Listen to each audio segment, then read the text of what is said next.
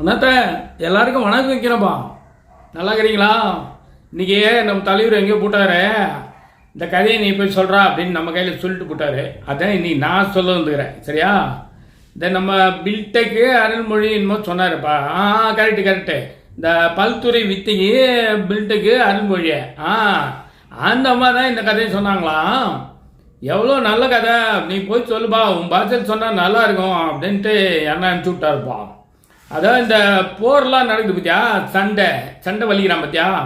இந்த அமெரிக்காக்காரன் என்ன பண்ணுறான், தான் பெரிய இவன் சொல்லிட்டு இருக்கிறவங்ககிட்டலாம் சண்டை வலிக்கிறான். அப்படி வலிச்சு என்னாச்சு, ஈரானுக்கு இவனுக்கு முட்டிக்கினா எப்படி நம்ம ஊரில் மாதிரி ஓட துரத்துறது அதெல்லாம் கிடையாது. இருந்த இடத்துல இருந்தே என்ன சுவிட்சை போடுவானுங்களாம். அது நம்ம பாம்பு போகுமா, அவங்க உள்ள விழுமா. அவன் ஒரு சுவிட்சை போடுவானா, அங்கே இருக்கிற பாம்பு வந்து இங்கே விழுமா. இப்படியே விளையாடிங்கிறானுங்க தீபாவளி மாதிரி.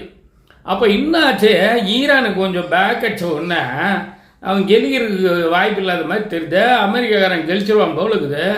அந்த சமயத்தில் என்ன பண்ணிட்டான் ஈரான்காரன், எப்பா நம்ம நண்பா ரஷ்யா, என்னடா இப்படிக்குது, நீ கொஞ்சம் வரக்கூடாதாடா மச்சான் அப்படின்னு அவன் ரஷ்யாக்காரனை கூப்பிட, இவன் என்ன பண்ணினா, அடே நம்ம ஈரான்காரனுக்கு பிரச்சனைடான்னு சொல்லிட்டு இவனு போய் ஹெல்ப் பண்ணி போயிடுறான். விடுவானா அவன்? எல்லாம் 3 பேருமா சேர்ந்த முச்சான்னு அடிச்சுக்கிறானுங்க. கடைசியில் நம்ம மக்கள் என்ன பண்ணுறாங்கன்னா, எங்கேயோ தண்டை நடக்குதுங்க, நம்மளுக்கு என்ன போச்சு, நம்ம வீட்டு மலையாக குண்டு போடுறான்ட்டு ரொம்ப ஜாலியாக டிவி பார்த்துன்னு அந்த குண்டு எப்படி உழுது எப்படி வெடிக்குதுன்னு வேடிக்கை பார்த்துட்டு இருக்கானுங்க.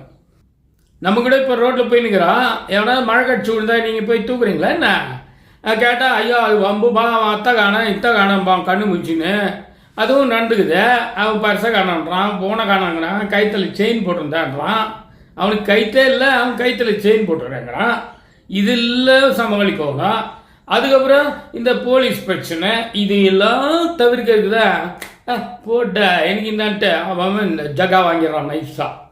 அந்த மாதிரி வாங்கினீங்கன்னா உங்களுக்கு பாதிப்பு இல்லைன்னு தானே நீங்கள் நினைக்கிறீங்க. இன்னைக்கு காத்தால பேப்பர் பார்த்தீங்களா, தினமலை என்ன போட்டுக்கிறான், வணிக கேஸ் சிலிண்டரு கும்போனும் ஏறிக்கிச்சு. 2000 இருந்தது 3000 ஆயிடுச்சு.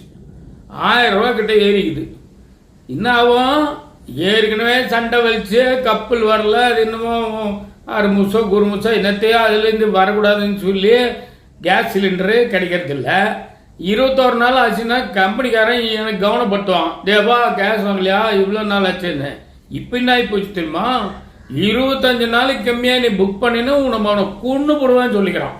அது மட்டுமா, அன்னைக்கெல்லாம் காலையில் புக் பண்ணால் சாயங்காலமே வந்துடும். இப்போ எப்படின்னா 1 வாரம் டைம் எடுக்கிறான். புரியுதா உங்களுக்கு?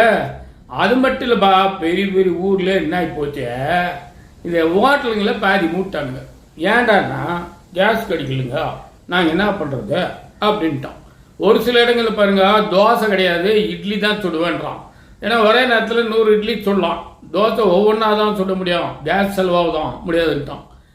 ஏதோ தப்பி தவிர இந்த சின்ன மெஸ்ஸுக்குது பற்றியா, நம்ம காரைக்குடி மெஸ்ஸு, மதுரை பிரியா மெஸ்ஸு, அப்போல்லாம் என்ன முனியாண்டி கிளாஸு, செட்டிநாடு, இந்த மாதிரி சின்ன ஹோட்டலில் விறகு அடுப்பு வச்சு இருக்கிறாங்க பற்றியா, அவங்க தான் இப்போ ஹோட்டலில் வச்சுக்கிறாங்க. அதனால் இதே நிலைமை நீட்டுன்னு சொன்னால் விறகு டிமாண்டும் வந்துச்சுன்னு வைங்க, வயிற்றில் ஈர துணி கட்டின்னு ஜிம்முன்னு உட்காந்துட வேண்டியதுதான். எஞ்சி துணை குறநாட்டமாக உட்காந்துருக்கணும். சரி தானே? கொஞ்சம் சுற்றி முற்றி பாருங்க, எது நடந்தாலும் நமக்கு என்ன போச்சுன்னு போகாதீங்க. கொஞ்சம் உங்களால் முடிஞ்ச உதவி செய்யுங்க, யோசனை சொல்லுங்க, கட்சிக்கு கண்டனமாவது தெரிவிங்க. சரிங்களா? இத்தை தான் அந்த அம்மா சொன்னார், நான் கரெக்டாக சொல்லிட்டேன்னா இல்லைன்னு நீங்கள் சொல்லுங்கப்பா. தலைவர் கோச்சுக்கு போகிறாரு. வட்டா